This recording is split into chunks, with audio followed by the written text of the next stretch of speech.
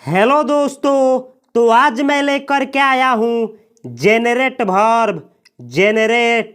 Generate verb है। इस video में हम लोग सीखेंगे कि जेनरेट वर्ब का हिंदी मीनिंग क्या होता है, और हम लोग सीखेंगे कि जेनरेट वर्ब का पांचों फॉर्म क्या होता है, और हम लोग सीखेंगे कि जेनरेट वर्ब से कौन कौन सा वर्ड मीनिंग बना है, और हम लोग सीखेंगे कि जेनरेट वर्ब का और इनके पांचों फॉर्मों का और इनसे बने हुए वर्डों का किस तरीके से सेंटेंस में यूज किया जाता है, और हम लोग सीखेंगे कि किस वर्ड का किस तरीके से उच्चारण किया जाता है। तो चलिए शुरू करते हैं आज की क्लास का। और आज का वर्ब है जेनरेट। जेनरेट वर्ब है। इस वर्ब के आगे मैं टू लिखा हूं क्योंकि जो वर्ब का मेन फॉर्म होता है उसके आगे टू लिखा जाता है। जेनरेट वर्ब है जिसका हिंदी मीनिंग होता है उत्पन्न करना या उत्पादन करना या उत्पन्न कर देना या उपजाना या जनना या जनन करना या बनाना या पैदा करना, यानी इन सभी अर्थों में जेनरेट वर्ड का यूज किया जाता है। आप उत्पन्न करने या जन्म देने या पैदा करने या किसी चीज के बनाने, इन सभी अर्थों में आप जेनरेट वर्ब का यूज कर सकते हैं। अब हम लोग आगे बढ़ते हैं और हम लोग सीखते हैं कि जेनरेट वर्ब का 5 फॉर्म क्या होता है। तो V1 होता है जेनरेट, V2 होता है जेनरेटेड, V3 होता है जेनरेटेड, और V4 होता है जेनरेटिंग, और V5 होता है जेनरेट्स। Generated, generating, generates. अब हम लोग आगे बढ़ते हैं और हम लोग सीखते हैं कि जेनरेट वर्ब से कौन कौन सा वर्ड मीनिंग बना है। तो जेनरेट वर्ब से मिलकर के बनने वाला पहला वर्ड मीनिंग है जेनरेटर। जेनरेटर सिंगुलर नाउन है जिसे मैं एसएन लिखा हूं। जेनरेटर्स प्लूरल नाउन है जिसे मैं पीएल लिखा हूं। जेनरेटर और जेनरेटर्स, इन दोनों वर्डों का हिंदी मीनिंग होता है जनक या उत्पादक या उत्पन्न करने वाला या जन्मदाता या जनित्र होता है जो विद्युत को उत्पन्न करता है, यानी जो उत्पन्न करे, जो जन्म दे या जन्मदाता हो जो, या जो जनक हो, उनके लिए आप जेनरेटर शब्द का यूज करेंगे। अगर जन्म देने वालों की संख्या 1 हो तो आप जेनरेटर बोलेंगे, और जन्म देने वालों की संख्या 1 से अधिक हो तो आप जेनरेटर्स बोलेंगे। अगला वर्ड मीनिंग है जो कि जेनरेट वर्ब से बना है जेनरेटिंग। ये जेनरेट वर्ब का V4 है जिसका यूज एडजेक्टिव के रूप में किया जाता है। तो इसका हिंदी मीनिंग होता है उत्पादक या बनाने वाला। अगला वर्ड मीनिंग है जो कि जेनरेट वर्ब से बना है जेनरेटिव, ऐसा वर्ड जिसके लास्ट में आया हो IVE तो वह वर्ड एडजेक्टिव होता है। जेनरेटिव एडजेक्टिव है। इसका हिंदी मीनिंग होता है उत्पादक या उपजाऊ या पैदा करने वाला या उत्पन्न करने वाला, यानी इन चारों सेंसों में, यानी चारों अर्थों में जेनरेटिव वर्ड का यूज किया जाता है। अगला वर्ड मीनिंग है जो कि जेनरेट वर्ब से बना है जेनरेशन सिंगुलर नाउन है जिसे मैं एसएन लिखा हूं। जेनरेशंस ये प्लूरल फॉर्म है जेनरेशन का, जिसे मैं PL लिखा हूँ। जेनरेशन और जेनरेशंस, इन दोनों वर्डों का हिंदी मीनिंग होता है पीढ़ी या संतति या जनन या प्रजनन या उत्पादन।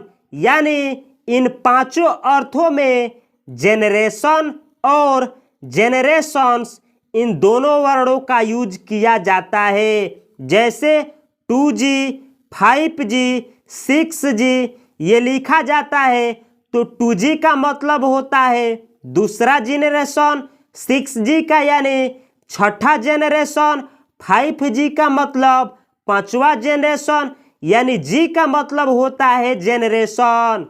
अगला वर्ड मीनिंग है जो कि जेनरेट वर्ब से बना है, जेनरेशनल। जेनरेशनल जेनरेशनल एडजेक्टिव है जिसका हिंदी मीनिंग होता है पीढ़ीगत, यानी जो पीढ़ी दर पीढ़ी चले उसको आप बोलेंगे जेनरेशनल।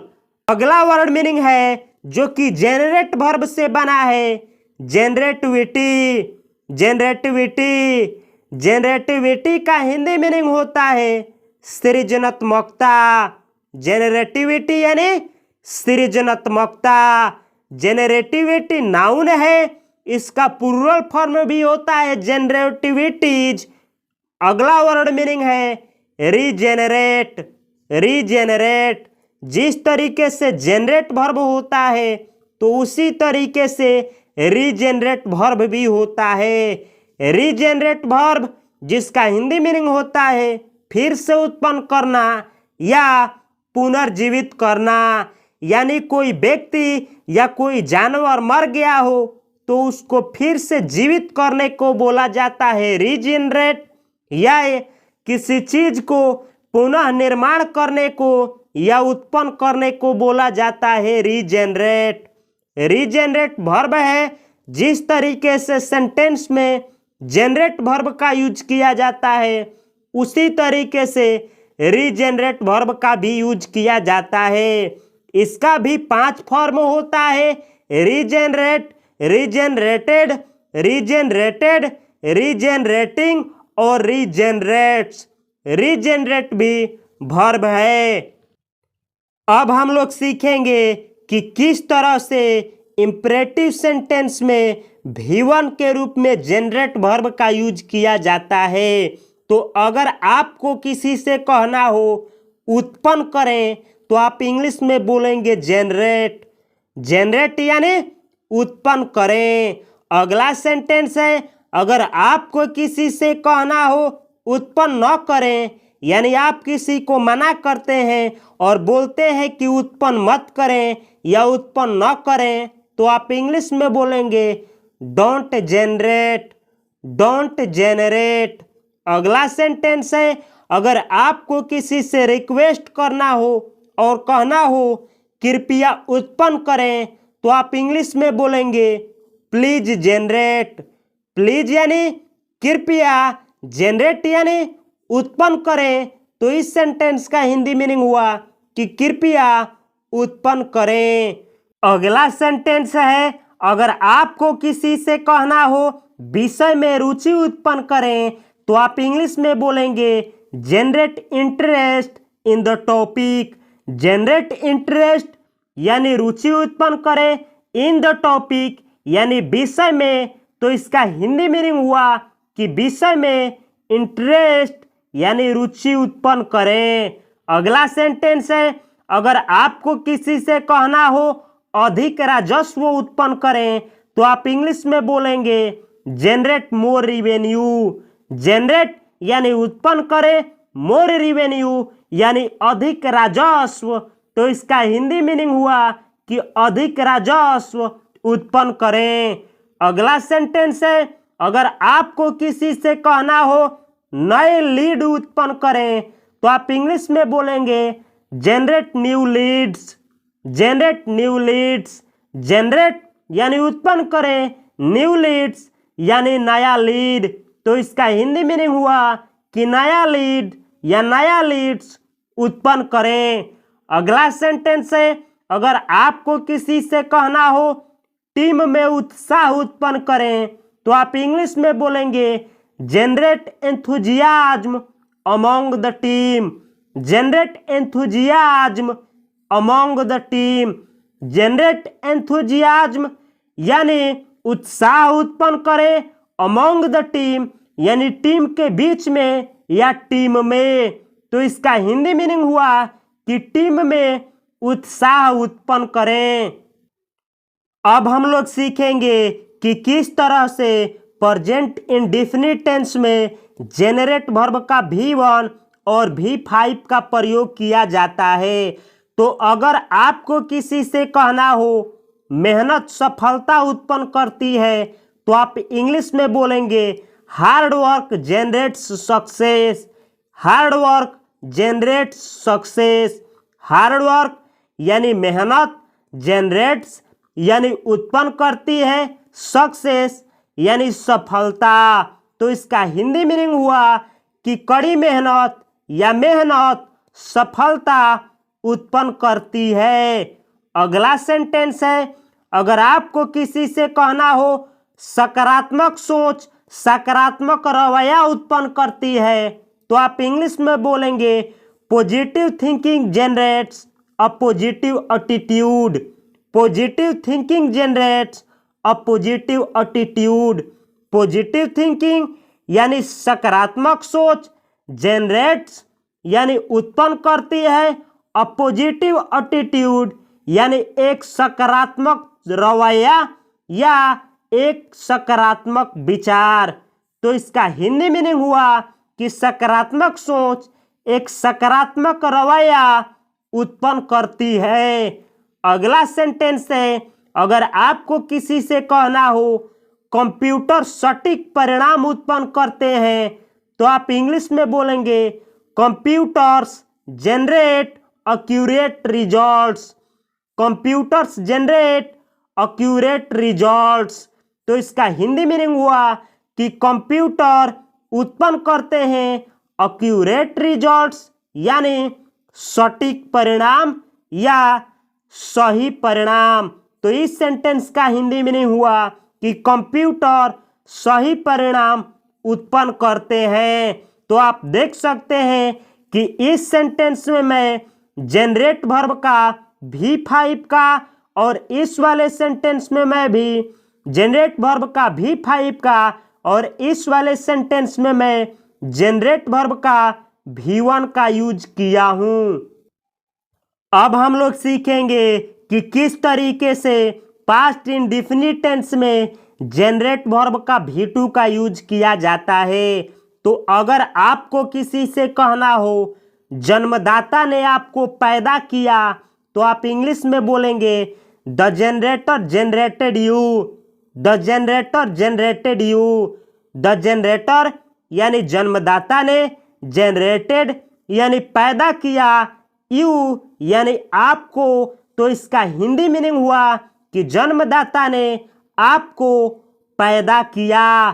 तो आप देख सकते हैं कि इस वाले सेंटेंस में मैं जनरेट वर्ब का V2 का यूज किया हूं और जनरेटर वर्ड का यूज मैं नाउन के रूप में, सब्जेक्ट के रूप में किया हूं जो कि जनरेट वर्ब से बना है। अगला सेंटेंस है, अगर मुझको आपसे कहना हो जन्मदाता ने आपको पुनर्जीवित किया तो मैं इंग्लिश में बोलूंगा the generator regenerated you. The generator regenerated you. The generator यानी जन्मदाता ने, रीजेनरेटेड यानी पुनर्जीवित किया, यू यानी आपको। तो इसका हिंदी मीनिंग हुआ कि जन्मदाता ने आपको पुनर्जीवित किया। तो आप देख सकते हैं कि इस वाले सेंटेंस में मैं जेनरेटर वर्ड का यूज मैं नाउन के रूप में, सब्जेक्ट के रूप में किया हूं और रीजेनरेटेड वर्ड का यूज मैं V2 के रूप में किया हूं। अगला सेंटेंस है, अगर आपको किसी से कहना हो अगली पीढ़ी भविष्य को आकार देगी तो आप इंग्लिश में बोलेंगे the next generation will shape the future. The next generation यानी अगली पीढ़ी, विल शेप यानी आकार देगी, द फ्यूचर यानी भविष्य को, तो इसका हिंदी मीनिंग हुआ कि अगली पीढ़ी भविष्य को आकार देगी। ये वाला सेंटेंस फ्यूचर इंडेफिनिट टेंस का सेंटेंस है। तो आप देख सकते हैं कि इस वाले सेंटेंस में मैं जनरेशन वर्ड का यूज नाउन के रूप में किया हूं। अगला सेंटेंस है, अगर आपको किसी से कहना हो आपका सृजनात्मकता खराब है, तो आप इंग्लिश में बोलेंगे your generativity is bad. Your generativity यानी आपका सृजनात्मकता, इज यानी है, बैड यानी बुरा, आपका सृजनात्मकता बुरा है। तो आप देख सकते हैं कि इस वाले सेंटेंस में मैं जेनरेटिविटी वर्ड का यूज सब्जेक्ट के रूप में किया हूं। तो ये रहा आज का क्लास। अगर आप इसी तरह से इंग्लिश सीखना चाहते हैं, इसी तरीके से वर्ब के बारे में जानना चाहते हैं, तो इससे पहले भी मैं ऑलरेडी करीबन 50 प्लस वर्बों को इसी चैनल पे डाल चुका हूं। तो आप जा कर के लव वर्ब के बारे में, बिगेट वर्ब के बारे में, बिगिन, स्टार्ट, थिंक और बहुत सारे जिनका स्पोकन में और बुक में भी या फिर कंपटीशन में जिन जिन वर्डों का या फिर जिन वर्बों का यूज किया जाता है, उसके ऊपर मैं ऑलरेडी वीडियो बना चुका हूं। तो इस वीडियो के बाद आप मेरे प्लेलिस्ट में जाइए और प्लेलिस्ट में देखिए मोस्ट स्पोकन वर्ब सीरीज, और उस सीरीज को आप पूरे का पूरे वॉच करिए।